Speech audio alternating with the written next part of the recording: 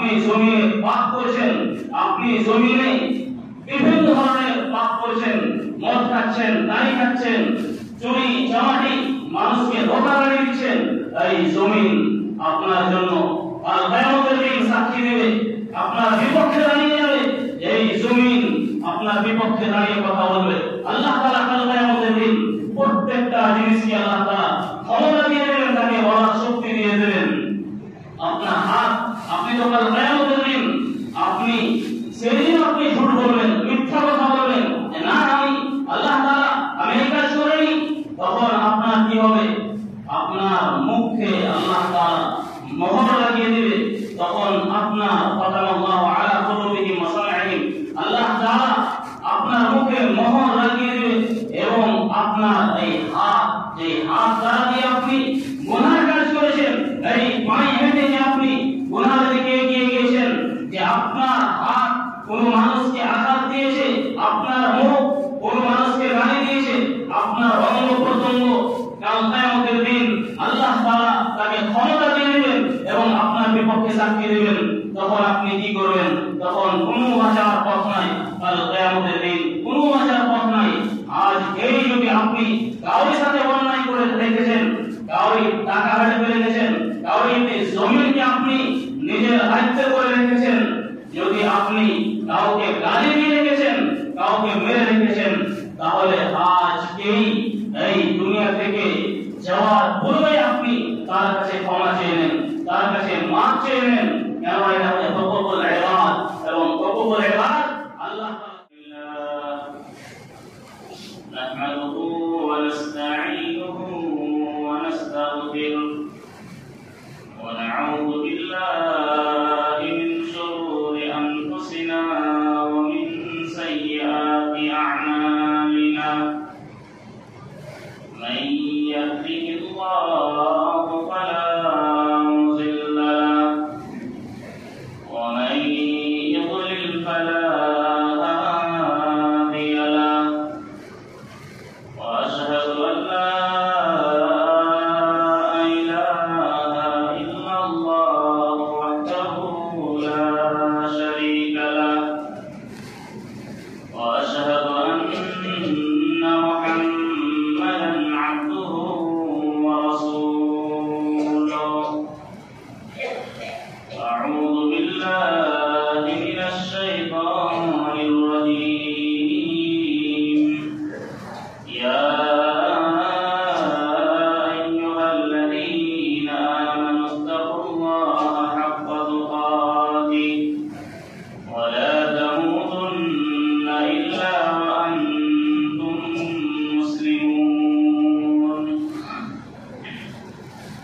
ইয়া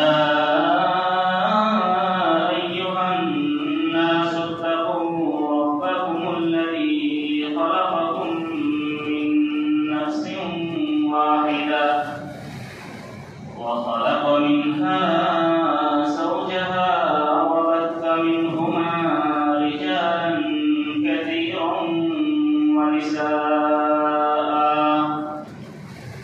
ওয়াত্তাকুল্লাহা আল্লাযী তাসাআলুনা বিহি ওয়াল আরহাম ইন্নাল্লাহা কানা আলাইকুম রাকীবা।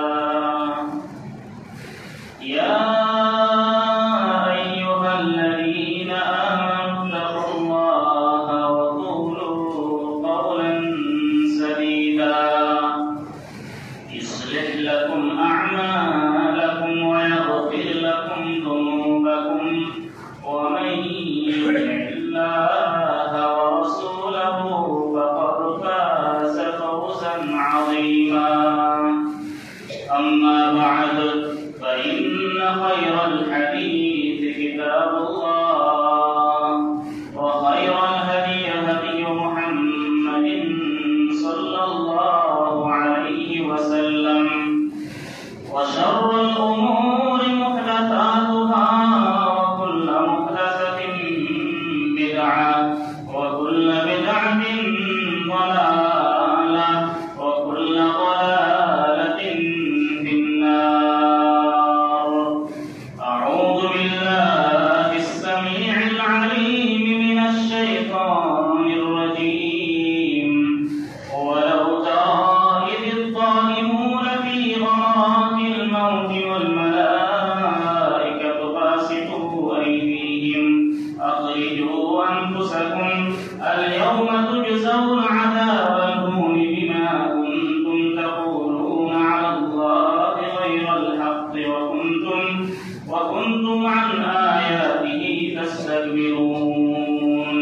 وقال الله تبارك وتعالى في موضع آخر النار يعرضون عليها غدوا وعشيا ويوم تقوم الساعة أدخلوا آل فرعون أشد العذاب.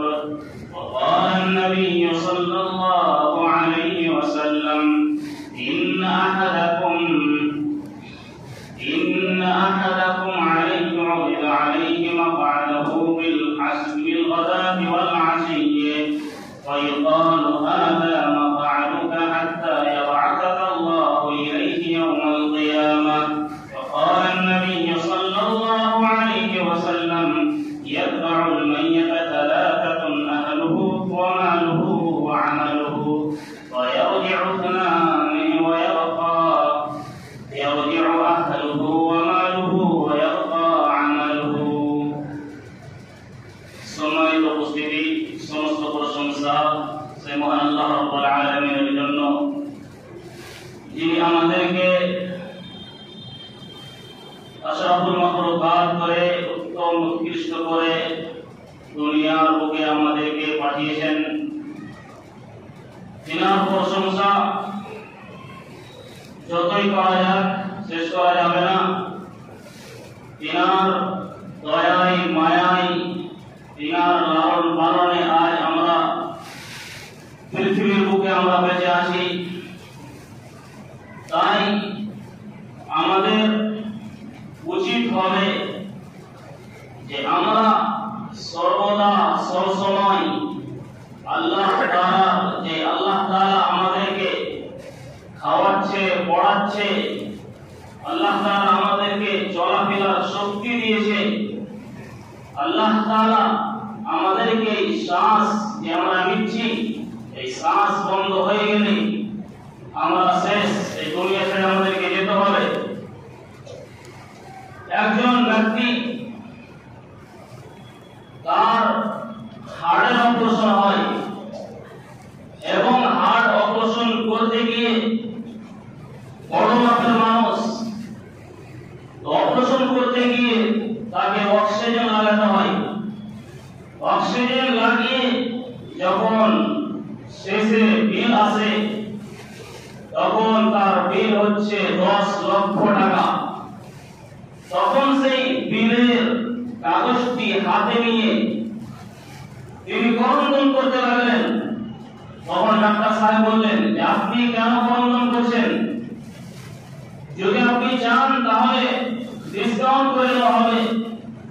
তিনি বলছেন যে আমি এই জন্য করণদান করছি না, 10 লক্ষ কেন, আমি 50 লক্ষ দিতে পারবো, 1 কোটি দিতে পারবো, কিন্তু যে আমার সত্তা, আমার প্রভু যে আল্লাহ রাব্বুল আলামিন আরশ আজিমের মধ্যে বসে আছেন, তিনি আমাকে এই 60-70 বছর পর্যন্ত বিনা কিছু মূল্যে আমাকে অক্সিজেন দিচ্ছে, তার কারণে আমি দুনিয়াতে বেঁচে আছি। এই জন্য আমি করণদান করছি। আর আজ আমার অপারেশন করার জন্য শুধু একদিনের বিল আসছে 10 লক্ষ টাকা। সেই সত্তা যদি আমরা প্রশংসা না করি, আমরা যদি তার ইবাদত না করি, তাহলে আমরা আমাদের মতো আর হতভাগা মুসলিম কেউ হতে পারে না। তাই আমরা মধুর সুরে তিনার প্রশংসা করবো আলহামদুলিল্লাহ। তারপরে আমাদের শেষ নবী জনাব মুহাম্মদ রাসূলুল্লাহ সাল্লাল্লাহু আলাইহি সাল্লাম, যিনি কত কষ্টকে কষ্ট না মনে করে, দুঃখকে দুঃখ না মনে করে নিজের উম্মতের জন্য রাত দিন একাকার করে আমাদের হাতে ইসলাম খানাকে দিয়ে গিয়েছে। তিনার উপর অসংখ্য দরুদ সালাম বিবর্ষিত হোক। আল্লাহুম্মা সাল্লি ওয়া সাল্লিম ওয়া বারিক আলাইহি। সম্মানিত উপস্থিতি, আজকের খুতবার বিষয় হবে কবর সম্পর্কে।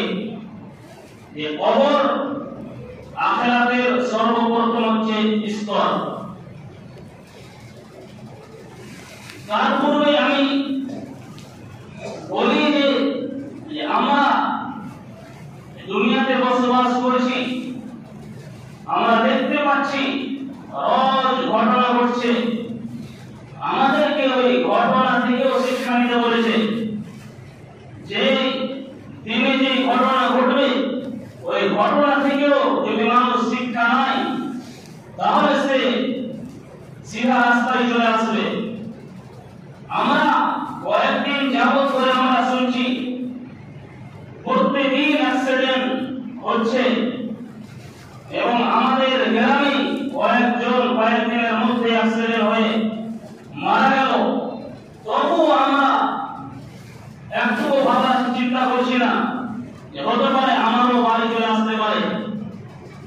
মৃত্যু একেবারে নিকটে, একেবারে কাছে, কখন আপনাকে সে গ্রাস করবে আপনি তওবা তাহলে ইস্তেগফারও করতে পারবেন না, আপনাকে দুনিয়া ছেড়ে চলে যেতে হবে। নবী মুহাম্মদ সাল্লাল্লাহু আলাইহি ওয়াসাল্লাম দুই ধরনের মৃত্যু থেকে পানা চেয়েছেন। এক ধরনের মৃত্যু হচ্ছে হঠাৎ মৃত্যু, মানুষের চলতে ফিরতে চলতে চলতে গাড়ি চালাতে চালাতে অ্যাক্সিডেন্ট হয়ে মারা যাচ্ছে, মানুষ কোথায় বিল্ডিং থেকে পড়ে হঠাৎ মারা যাচ্ছে। তো এই হঠাৎ মৃত্যু থেকে নবী মুহাম্মদ সাল্লাল্লাহু আলাইহি ওয়াসাল্লাম আল্লাহ তাআলার কাছে পানা চাইতেন। এবং আরেক ধরনের মৃত্যু হচ্ছে যে মৃত্যু হচ্ছে খারাপ মৃত্যু, যে বিছানায় পড়ে পড়ে পেশাব পায়খানা করবে এবং অন্য জনার সাহারায় সে জীবন যাপন করবে। এই মৃত্যু থেকে নবী সাল্লাল্লাহু আলাইহি ওয়াসাল্লাম পানা চেয়েছেন।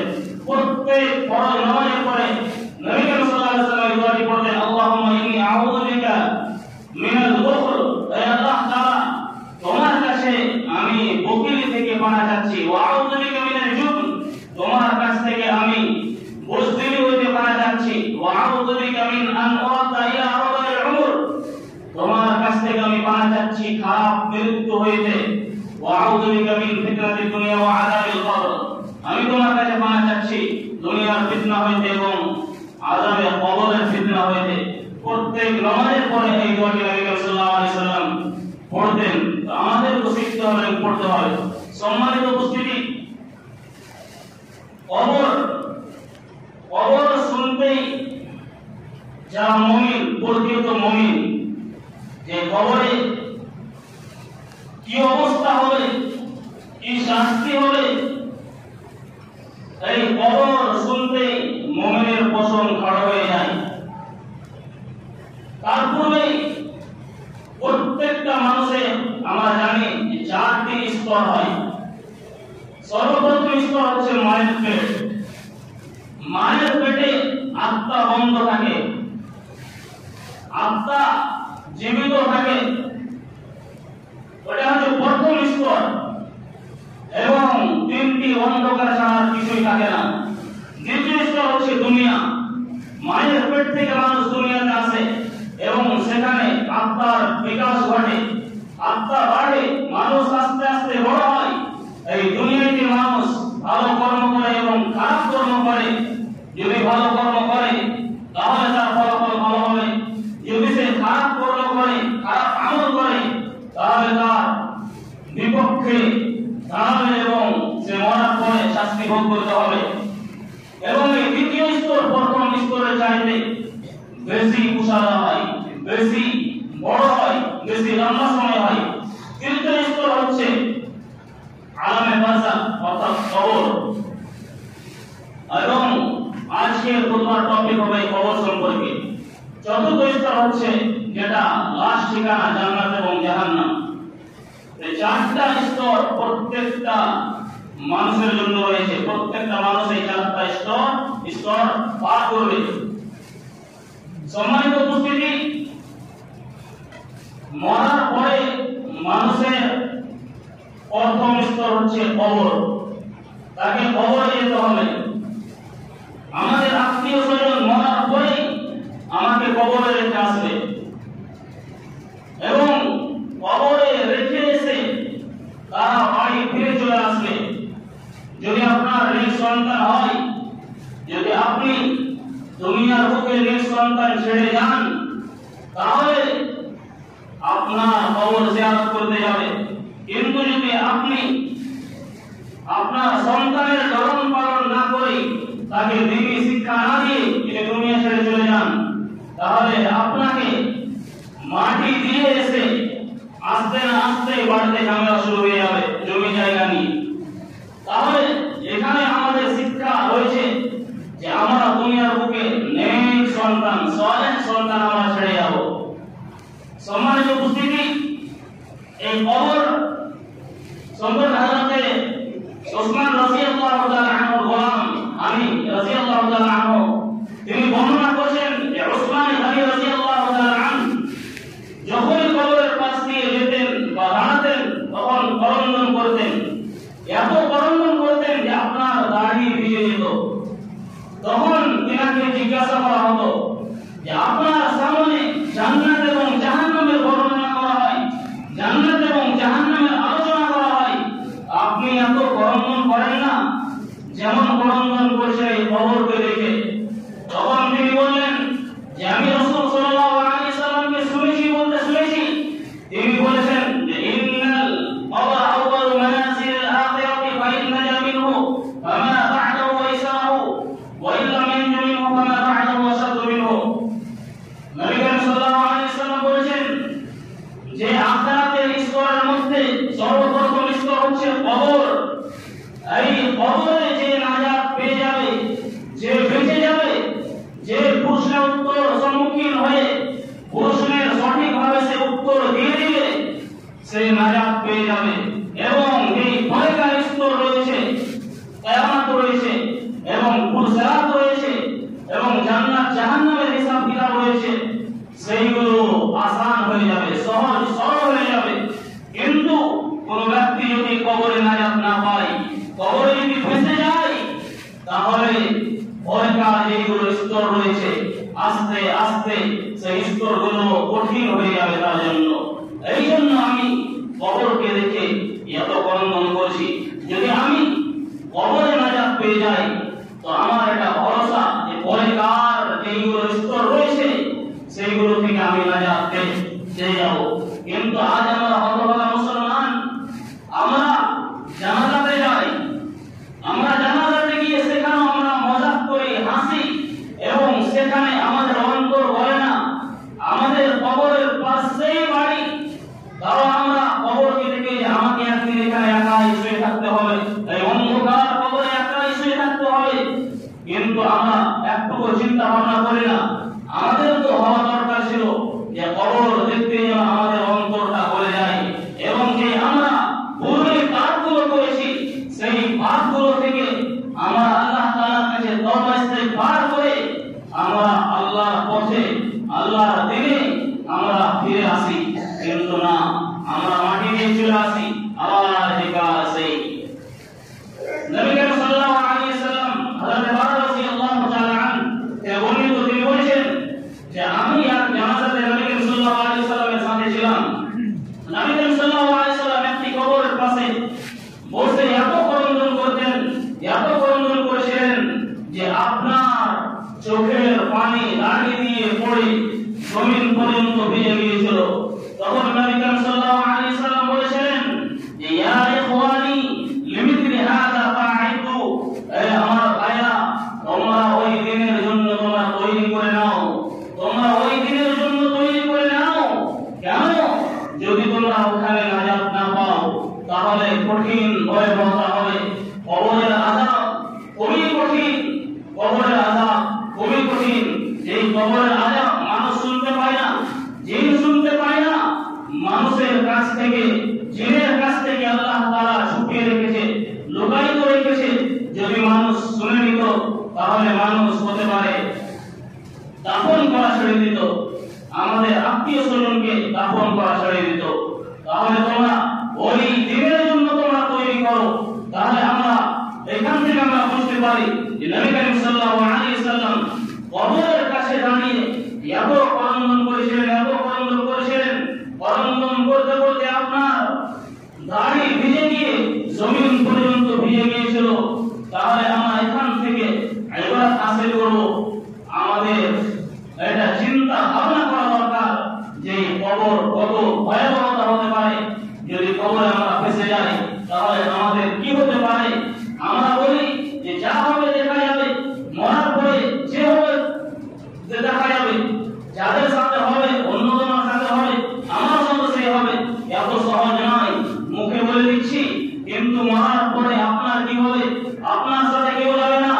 আপনি তো দোস্ত সঙ্গী, মা বাবা ভাই বোনের সাথে থাকছেন, কিন্তু মরার পরে আপনাকে নির্জনে সেই কবরে থাকতে হবে কিয়ামত পর্যন্ত। আর কবরে যে ফেসে যাবে তার দিন পার হবে না। কিন্তু মুমিন ব্যক্তি যদি কবরে নাজাত পেয়ে যায় তাহলে এই কবরের সময়টা বছর ভরের সময়টা হবে 3 থেকে 4 ঘন্টা, 2 ঘন্টা। তাকে বলতে হবে তুমি ঘুমিয়ে যাও। তখন সে বলবে আমাকে আমার পরিবারের কাছে ফিরে যেতে দেন। তখন বলবে ফেরেশতা না, যেতে হবে না, তুমি ঘুমিয়ে যাও। তখন সে ঘুমিয়ে যাবে। তখন তাকে কিয়ামতের দিন তাকে উঠানো হবে। সে কিয়ামতের যে শাস্তি রয়েছে, কিয়ামতের যে ভয়াবহতা রয়েছে, সেখান থেকেও সে নাজাত পাবে।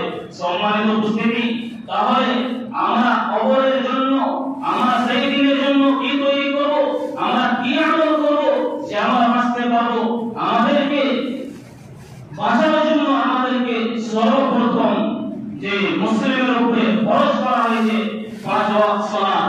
5 ওয়াক্ত সালাত যদি আমরা পড়িনি, হতে পারে এর বদৌলতে আল্লাহ তাআলা আপনাকে ক্ষমা করে দিবেন এবং অন্যান্য পাপকে আল্লাহ তাআলা মোচন করে দিবেন।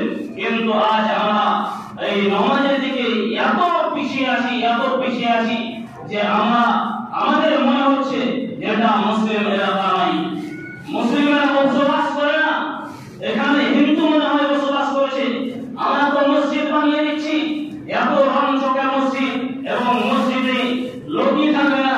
এই মসজিদ কাল কিয়ামতের দিন এক একটা ইট আপনার বিপক্ষে দাঁড়িয়ে আল্লাহ তাআলাকে সাক্ষী দেবে। আপনি সাবধান হয়ে যান। এই ইট, এই যত রকমের পদার্থ রয়েছে মসজিদে লাগানো, সমস্ত জিনিস আপনার বিপক্ষে আল্লাহ তাআলাকে কাল কিয়ামতের দিন সাক্ষী দেবে যে আমাকে এরা বানিয়েছে কিন্তু ব্যবহার করেনি, আমার কাছে এরা মসজিদে এরা নামাজ পড়তে আসেনি। প্রত্যেকটা জিনিস আপনার বিপক্ষে সাক্ষী দেবে। আপনি যে জমিনে চলেছেন, আপনি জমিনে পাপ করেছেন, আপনি জমিনে বিভিন্ন ধরনের পাপ করেছেন, মদ খাচ্ছেন, দাড়ি খাচ্ছেন, চুরি চামারি, মানুষকে ধোঁকা দিচ্ছেন, এই জমিন আপনার জন্য আর কিয়ামতের দিন সাক্ষী দেবে, আপনার বিপক্ষে দাঁড়িয়ে যাবে। এই জমিন আপনার বিপক্ষে দাঁড়িয়ে কথা বলবে। আল্লাহ তাআলা কাল কিয়ামতের দিন প্রত্যেকটা জিনিসকে আল্লাহ তাআলা ক্ষমতা দিয়ে দেবেন, তাকে বলার শক্তি দিয়ে দেবেন। আপনার হাত, আপনি তো কাল কিয়ামতের দিন আপনি সেদিন আপনি ঝুট বলবেন, মিথ্যা কথা বলবেন যে না আল্লাহ তাআলা আমি এই কাজ করিনি, তখন আপনার কি হবে, আপনার মুখে আল্লাহ তাআলা মোহর লাগিয়ে দিবে। তখন আপনার ফাতানাল্লাহু আলা কুলুবিহিম ওয়া সামঈহিম, আল্লাহ তাআলা আপনার মুখে মোহর লাগিয়ে দিবে এবং আপনার এই হাত, যে হাত দ্বারা দিয়ে আপনি গুনাহ কাজ করেছেন, এই পায়ে হেঁটে যে আপনি গুনাহের দিকে এগিয়ে গিয়েছেন, যে আপনার হাত কোনো মানুষকে আঘাত দিয়েছে, আপনার মুখ কোনো মানুষকে গালি দিয়েছে, আপনার অঙ্গ প্রত্যঙ্গ কাল কিয়ামতের দিন আল্লাহ তাআলা তাকে ক্ষমতা দিয়ে দিবেন এবং আপনার বিপক্ষে সাক্ষী দিবেন। তখন আপনি কি করবেন? তখন কোনো বাঁচার পথ নাই। কাল কিয়ামতের দিন কোনো বাঁচার পথ নাই। আজ এই যুগে আপনি কাউরির সাথে অন্যায় করে রেখেছেন, কাউরি টাকা হাতে পেয়ে রেখেছেন, কাউরিতে জমিনকে আপনি নিজের আয়ত্তে করে রেখেছেন, যদি আপনি কাউকে গালি দিয়ে রেখেছেন, কাউকে মেরে রেখেছেন, তাহলে আজকেই এই দুনিয়া থেকে যাওয়ার পূর্বে আপনি তার কাছে ক্ষমা চেয়ে নেন, তার কাছে মাফ চেয়ে নেন। কেন এটা হচ্ছে হুকুকুল ইবাদ, এবং হুকুকুল ইবাদ আল্লাহ তাআলা কখনো মাফ করেন না। কারণ কিয়ামতের দিন আপনি তো পয়সা দিয়ে, সেদিন আপনি চুকাতে পারবেন না, সেই দিন আপনার নেকি দিয়ে বদলা দেওয়া হবে। এবং নেকি দিতে দিতে দিতে যখন আপনার নেকি শেষ হয়ে যাবে, তখন মাসলুমের গুনাহ পাপ আপনার কাঁধায় আপনার ঘাড়ে চাপিয়ে দেওয়া হবে এবং ফেরেশতাকে হুকুম দেওয়া হবে, একে জাহান্নামে নিক্ষেপ করে দাও। তাহলে কাল কিয়ামতের দিন আপনাকে বদলা দিতে হবে নেকি দিয়ে। সম্মানিত উপস্থিতি, কবর যত কঠিন তার চাইতে কিয়ামত অনেক কঠিন, এবং কিয়ামত যত কঠিন তার চাইতে অনেক অনেক বেশি জাহান্নাম কঠিন। আপনাকে কি দিয়ে বোঝাই কবর কত কঠিন? এই কবরে মানুষকে রাখানো হবে, এবং যখন মানুষকে রাখানো তখন তিনটা প্রশ্ন করা হবে, ফেরেশতা আসবে, তখন তাকে বিনা ভয় ভীতিতে তাকে উঠিয়ে বসানো হবে এবং তাকে জিজ্ঞাসা করা হবে যে এই ব্যক্তির ব্যাপারে তোমার কি ধারণা? তুমি সর্বপ্রথম জিজ্ঞাসা করা হবে তুমি কি অবস্থায় ছিলে? তখন সে বলবে আমি ইসলামের অবস্থায় ছিলাম। তখন তাকে জিজ্ঞাসা করা হবে, মুমিন ব্যক্তি যদি হয় তখন তাকে জিজ্ঞাসা করা হবে যে তোমার ধর্ম কি ছিল? আমার ধর্ম ইসলাম ছিল। এই ব্যক্তির ব্যাপারে মুহাম্মদ সাল্লাল্লাহু আলাইহি ওয়াসাল্লামের দিকে ইঙ্গিত করে বলবে এই ব্যক্তির ব্যাপারে তোমার ধারণা কি? তখন সে বলবে আমি সাক্ষ্য দিচ্ছি যে আল্লাহ মুহাম্মদ রাসূলুল্লাহ সাল্লাল্লাহু আলাইহি ওয়াসাল্লাম আল্লাহর প্রেরিত রাসূল। তখন তাকে জিজ্ঞাসা করা হবে তুমি কি আল্লাহ তাআলাকে দেখেছো? তখন সে বলবে এটা কারোর জন্য সম্ভব হতে পারে না যে সে আল্লাহ তাআলাকে দেখবে। তখন জাহান্নামের দিক থেকে একটি ফুটো করে দেওয়া হবে এবং সে জাহান্নামের দিকে তাকাবে। তখন সে দেখবে এক আগুন অপর আগুনকে কেমন ভাবে খাচ্ছে। তখন তাকে জাহান্নামে তখন দেখবে। তারপরে তাকে বলা হবে যে আল্লাহ তাআলা তোমাকে কেমন ভাবে জাহান্নামের আগুন থেকে বাঁচিয়ে দিল। তখন জান্নাত থেকে একটি ফুটো করা হবে এবং সেই জান্নাতের দিকে দেখবে, তার নিয়ামতগুলিকে দেখবে, তার সাদাতগুলিকে দেখবে, তার আরামের জিনিসকে দেখবে এবং তাকে বলা হবে এটাই তোমার ঠিকানা, এখানেই তুমি থাকবে। এর উপর তোমার মৃত্যু হয়েছে এবং ইনশাআল্লাহ কাল কিয়ামতের দিন তোমাকে ইসলামের উপরেই তোমাকে উঠানো হবে। কিন্তু ফাজিল ফাসিক মুনাফিক ব্যক্তি গুনাহগার ব্যক্তিকে যখন জিজ্ঞাসা করা হবে যে এই ব্যক্তির ব্যাপারে তোমার ধারণা কি? তখন সে বলবে আমি জানি না, মানুষে যে বলতো তাই আমি বলতাম, মানুষে যেটা বলতো তাই আমি বলতাম।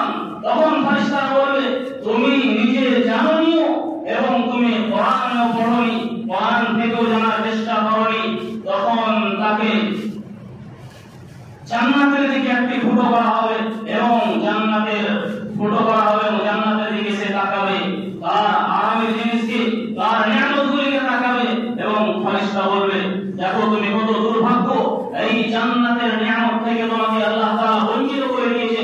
তখন জাহান্নামের দিকে একটি তাকে ফুটো করা হবে, সে জাহান্নামের দিকে দেখবে এক আগুন অপর আগুনকে কেমন করে খাচ্ছে। তখন তাকে বলা হবে এটাই তোমার ঠিকানা, এর উপর তোমার মৃত্যু এসেছে, মৃত্যু ঘটেছে এবং কিয়ামতের দিন এর উপরে তোমাকে উঠানো হবে। সম্মানিত উপস্থিতি, আমরা কবর থেকে কি করলে আমরা বাঁচবো? আমরা নেক আমল করব, মানুষের সাথে উঠা বসা, ভালো আচরণ, সদাচরণ, আখলাক এবং ভালোভাবে আমরা নামাজ রোজা করব। আমরা খারাপ কর্ম করব না। আমরা আজ এত নির্লজ্জ হয়ে গেছি মুসলিম সমাজ যে আমাদেরকে এত শরম হায়া তো নাই।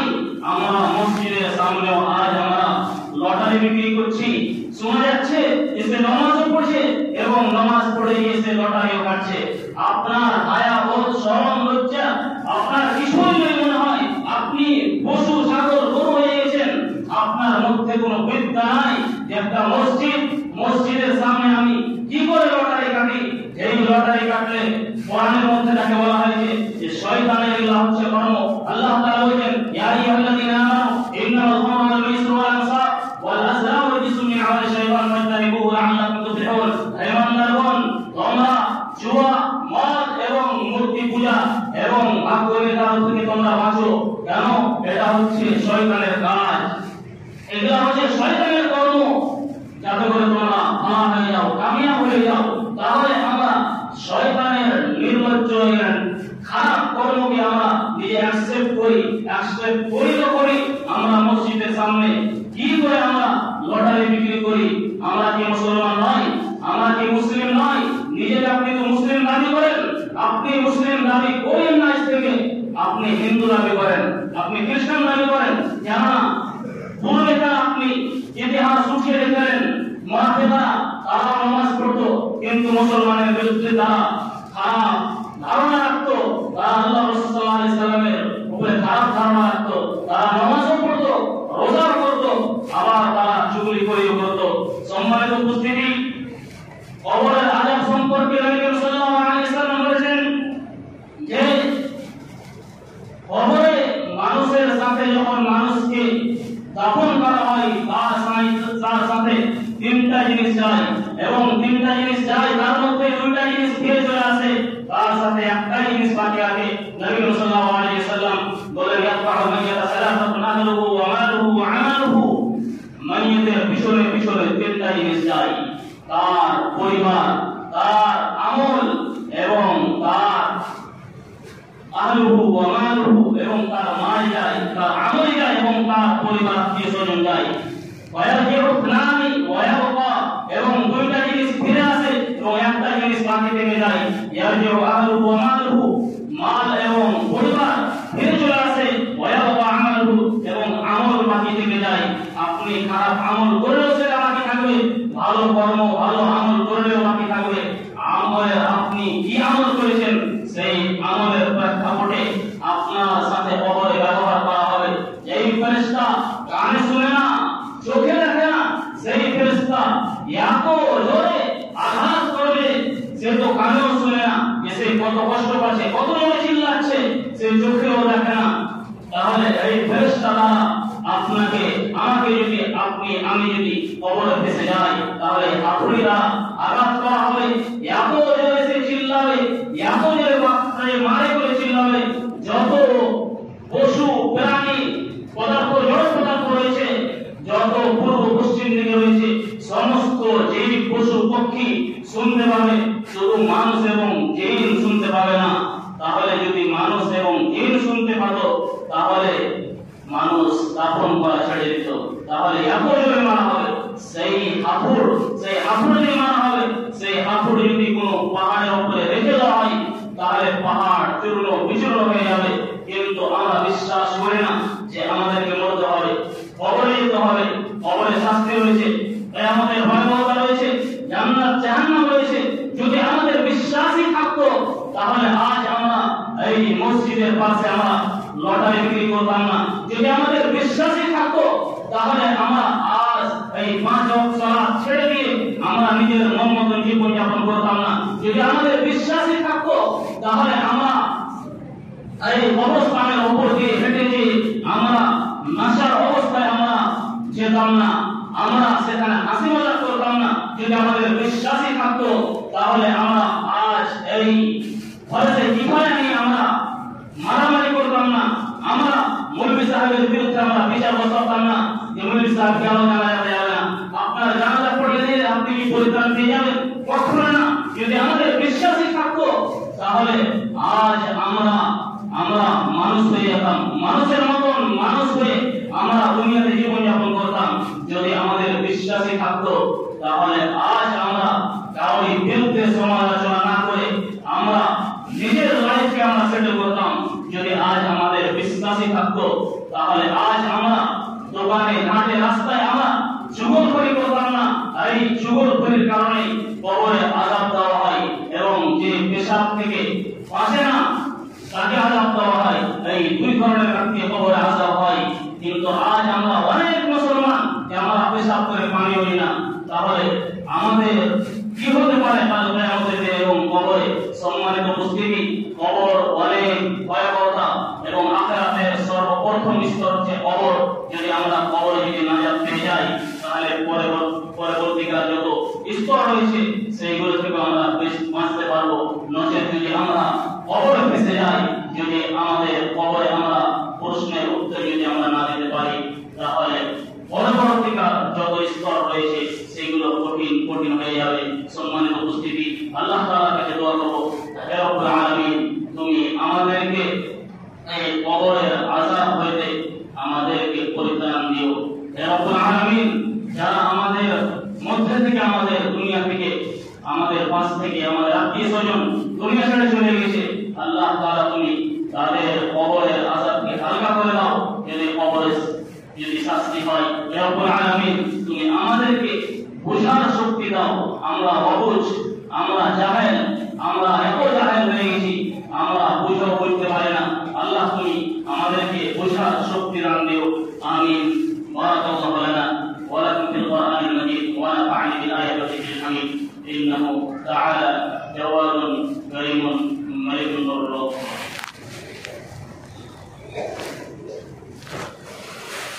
إن الحمد لله نحمده ونستعينه ونستغفره ونعوذ بالله من شرور أنفسنا ومن سيئات أعمالنا. من يهده الله فلا مضل له ومن يضلل فلا هادي له. وأشهد أن لا إله إلا الله وأشهد أن محمدا عبده ورسوله. أما بعد، إن الله وملائكته يصلون على النبي يا أيها الذين آمنوا صلوا عليه وسلموا تسليما. اللهم صل على محمد وعلى آل محمد كما صليت على إبراهيم وعلى آل إبراهيم إنك حميد مجيد. اللهم بارك على محمد وعلى آل محمد كما باركت على إبراهيم وعلى آل إبراهيم إنك حميد مجيد. عباد الله رحمكم الله، إن الله يأمر بالعدل والإحسان وإيتاء ذي القربى وينهى عن الفحشاء والمنكر والبغي يعظكم لعلكم تذكرون.